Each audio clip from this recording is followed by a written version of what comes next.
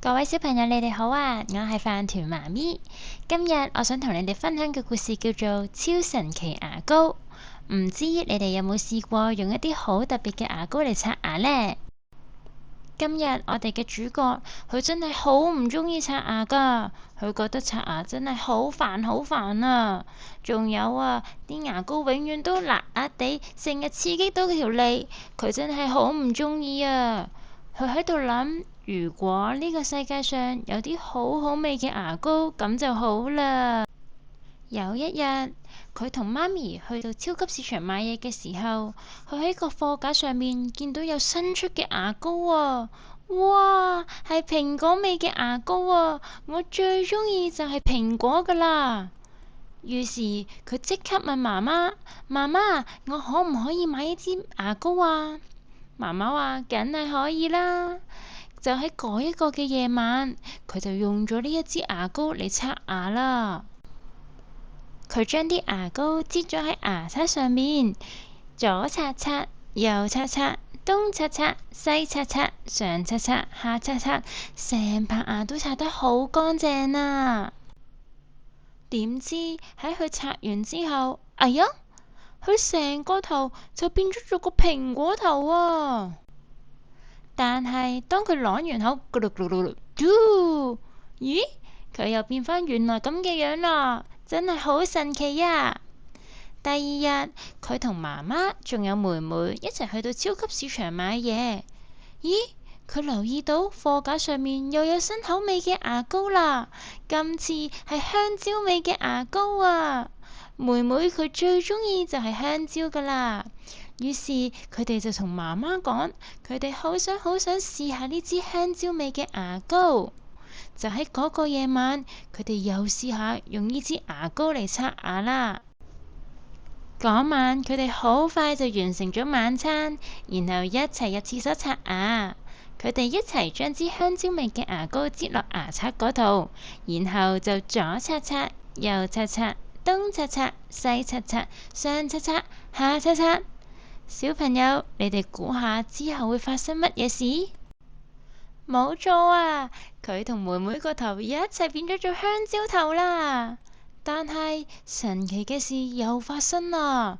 當佢同妹妹一齊啷口，咕嚕咕嚕咕嚕嘟，啷完口之後，佢哋又變返原來咁嘅樣咯喎。呢支牙膏實在太有趣啦！於是第二日，佢同爸爸、媽媽同埋妹妹一齊再去超級市場。哇，係新口味嘅牙膏啊！今次係蛋糕口味啊！我哋一家人最中意就係食蛋糕噶啦。等我哋買返屋企，今晚一齊試下先。嗰一晚，佢哋一家人好快完成晚餐，然後就成家人一齊入廁所，喺牙刷上面擠咗佢哋最中意嘅蛋糕口味牙膏。於是，一齊開始刷牙啦，左刷刷，右刷刷，東刷刷，西刷刷，上刷刷，下刷刷。你哋準備好未啊？神奇嘅事又發生啦！今次佢哋成家人都變咗唔同口味嘅蛋糕，有士多啤梨蛋糕、芝士蛋糕、朱古力蛋糕，仲有栗子蛋糕啊！但係點解今次咁奇怪嘅？當我哋刷好晒牙，咕嚕咕嚕咕嚕嘟，啷完口之後，我哋都冇變返原來咁嘅樣啊！瞓醒覺之後，我哋都仲係變咗個蛋糕頭。嗰一日，爸爸就帶住個蛋糕頭返工，我就帶住個蛋糕頭返學。點算啊？點解會咁㗎？但係當我喺條街度行緊嘅時候，我發現其他人個頭都變咗唔同口味嘅食物啊！隔離屋嘅姐姐個頭就變咗做三文魚壽司頭，嗰個伯伯個頭就變咗做啤酒樽。點解會咁神奇㗎？當我返到學校嘅時候，哇！嚇咗我一跳啊！所有小朋友同埋老師都變咗做唔同食物啊！有啲變咗做橙，有啲變咗做雪糕，有啲變咗做菠蘿，連老師都變咗個布甸啊！唔通大家都用咗呢支超神奇牙膏？但係咁樣真係好唔方便啊！當我想玩千秋嘅時候，個士多啤梨蛋糕太大啦，我根本都坐唔到上去。仲有啊，維維佢嗰杯雪糕又差啲要跌落嚟咯喎！而且我想去玩攀爬架嘅時候，哎呀，個頭太重啦，真係好難玩啊！睇下小托頭上面嗰個魚尾巴，仲棘住咗喺個格嗰度喎。夜晚當我哋一齊睇新聞嘅時候，豬扒飯主播佢為我哋報道新聞，嘟嘟嘟嘟，為你哋插播一則特別嘅新聞。大家都用咗超神奇牙膏，所有嘅市民都變咗唔同嘅食物，分別變咗蘋果、香蕉、橙、布甸。不得了嘅事情要發生啦！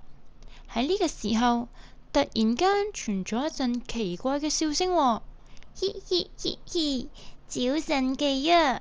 變身，嘻嘻嘻嘻，我就係鼎鼎大名嘅超神奇怪俠啦！真係超神奇啊！大家都用咗我嘅超神奇牙膏，真係多謝你哋啊！我啲牙膏全部賣晒啦！今日開始，你哋可以用返一般嘅牙膏啦，嘻嘻嘻嘻。第二日，大家都用返普通牙膏。之後，爸爸媽媽、妹妹、隔離屋個姐姐，仲有伯伯，全部都變返普通人啦。我返到去幼稚園，連啲小朋友同埋老師都變返原來咁嘅樣啦。從此之後，我唔敢再用超神奇牙膏啦，我用返普通牙膏就得啦。雖然普通牙膏用完之後，條脷會有啲刺激，吉吉地咁樣，但係唔驚啦，我唔想再變做食物啦，嘻嘻。小朋友，今日嘅故事講完啦，唔知你哋會唔會想試下用超神奇牙膏呢？如果有嘅話，你哋又會想係咩味道啊？不如你哋留言同我分享下。好啦，今日我分享故事嚟到呢度啦，我哋下次見啦，拜拜。